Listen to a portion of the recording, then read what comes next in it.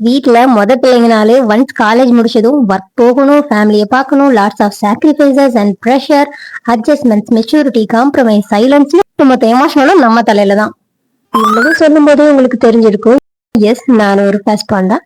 என்ன பத்தி சொல்ல போனா 2022ல காலேஜ் போஸ்டர். அது வரைக்கும் ஒரு சின்ன சர்க்கிள்குள்ள ஜாலியா குழந்தையாவே சுத்திட்டு ஒன்ஸ் காலேஜ் முடிச்சதுன்னு தான் தெரியுது எவ்வளவு பெரிய காம்படிட்டிவ் அண்ட் கார்பரேட் வேர்ல்டுக்குள்ள என்டர் ஆக போறோம்னு. ஒரு வழியா வேலை கிடைச்சா போகுதுன்னு 2023 February 4 ஒரு கம்பெனில ஜாயின் பண்ணேன்.